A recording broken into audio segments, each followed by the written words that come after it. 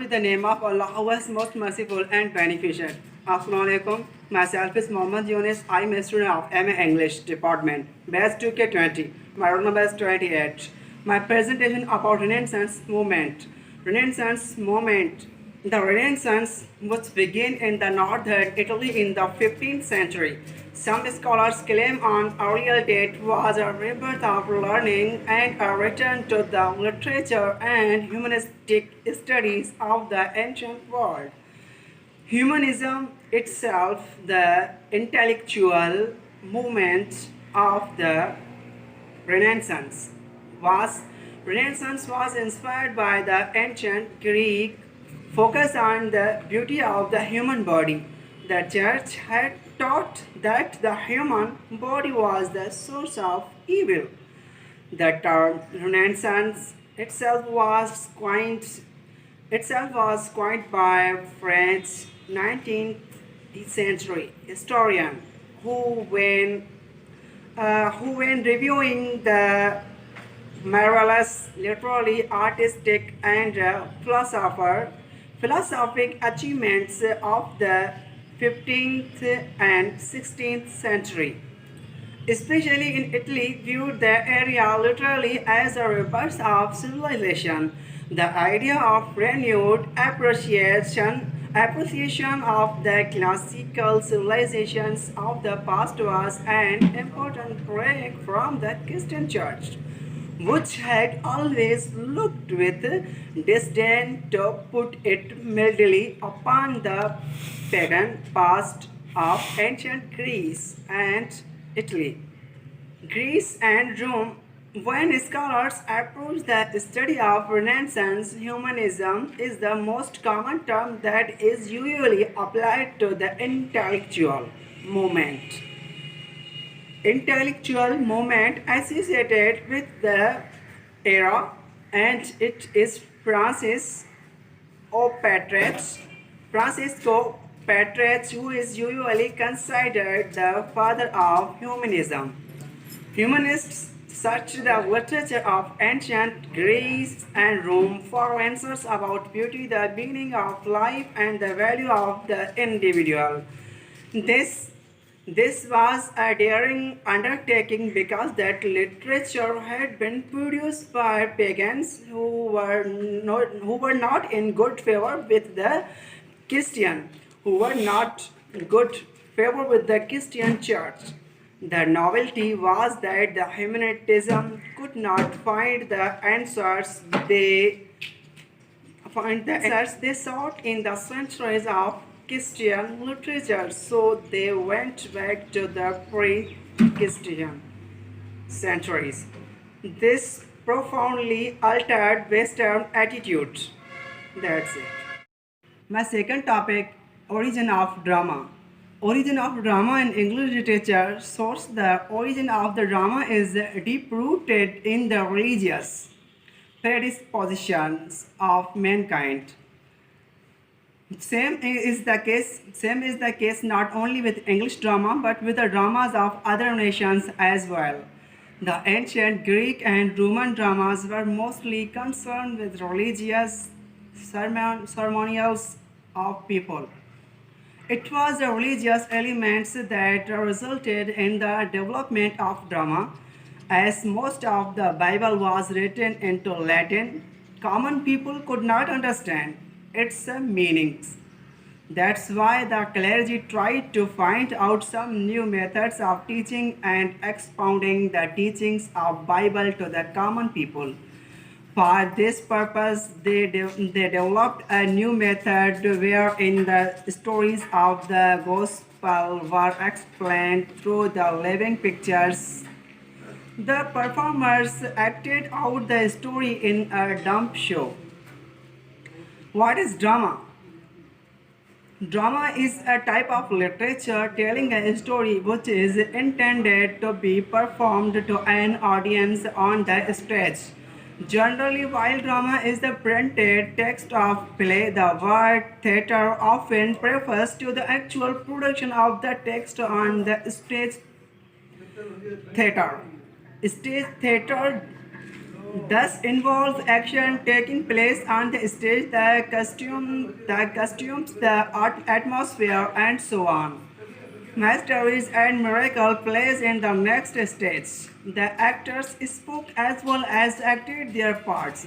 Special plays were written by the clerics at first in Latin and later in the vernacular French. These early plays were known as mysteries or miracles. The very word mastery shows its ecclesiastical origin since the word comes from the French master derived from minister. Derived from minister because the clergy, the ministerium or ministry association themselves took part in these plays. In England, the term miracle is used indiscriminately for any kind of religious play. But strictly speaking, the term mystery is applied to the stories taken from the scriptures narrative, while miracle or plays dealing. Miracle are plays dealing with the incidents in the lives of saints and martyrs. That's end. My third topic, biography of Shakespeare. Shakespeare was an English poet, playwright, and actor. He was born on 26 April 1564 in Stratford-upon-Avon. His father was a successful local businessman and his mother was the daughter of landowner. Shakespeare is widely regarded as the greatest writer in the English language, and the words preeminent dramatic. He is often called England's national poet and nicknamed the Bard of Avon. He wrote about 38 plays, 154 sonnets, two long narrative poems, and a few other verses of which the authorship of some is uncertain. His plays has been translated into every major living language and are performed more often than those of any other playwright. His marriage and career. Shakespeare married Anne Hathaway at the age of 18. She was 8 years older than him. They had 3 children, Susanna and twins Hamnet and Judith. After his marriage, information about his life became very rare, but he is thought to have spent most of his time in London writing and performing in his plays. Between 1585 and 1592, he began a successful career in London as an actor and writer and part owner of a playing company called the Lord Chamberlain's Men, later known as the King's Men. Retirement and death of Shakespeare. Retirement and death around 1630. At the age of 49, he retired to Stratford, where he died 3 years later. Few records of Shakespeare's private life survive. He died on 23 April 1616 at the age of 52. He died within a month of singing his will, a document begins by which he begins by describing himself as being perfect health. In his will, Shakespeare left the bulk of his large estate to his elder daughter Susanna. His work, it means Shakespeare's work. His work, Shakespeare produced most of his known work between 1589 and 1613. His early plays were mainly comedies and histories, and these works remain regarded as some of the best work produced in these genres. He then wrote mainly tragedies until about 600, including Hamlet, Othello, King Lear, and Macbeth, considered some of the finest works in the English language. In his last phase, he wrote tragicomedies, also known as romances, and collaborated with other playwrights. Shakespeare's plays remain highly popular today and are constantly studied, performed, and reinterpreted.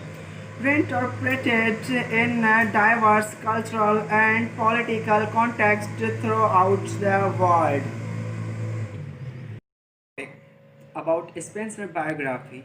Spencer was born Circa 1552 and educated in London at the Merchant Taylors' School.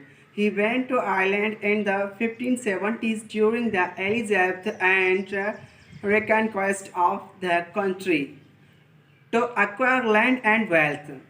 From 1579 to 1580, he served with the English forces during the second of the Desmond rebellions and afterward was awarded landers in Cork that had been confiscated from the rebels in the Munster's plantation. Among his acquaintances in the area was Sir Walter Raleigh, who, like Spencer, had been granted land in Munster. Edmund Spencer, through his poetry, hoped to achieve a secure place at court, but partly as a result of foolishly antagonizing Lord Burghley, received only a pension in 1591 in recognition of his efforts.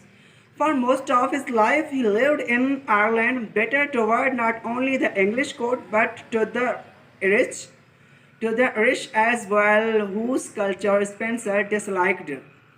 In the early 1590s, he wrote a prose pamphlet titled A View on the Present State of Ireland. Although it was not published in the Spencer's lifetime due to its inflammatory nature, this piece became quite famous after its publication in the mid-17th century. The pamphlet argued that Ireland would never be totally pacified until its indigenous language and customs had been destroyed by violence if necessary. He recommended using scorched earth tactics such as he had seen used in the Desmond rebellions to create famine. Although it has been highly regarded as a polemical piece of prose and valued as a historical source on 16th century Ireland, the genocidal intent of the essay is now generally recognized. He also utilized Ireland's Celtic tradition for poetic source material. Spencer was driven from his home by Irish rebels during the Nine Years' War in 1598. He died in 1599.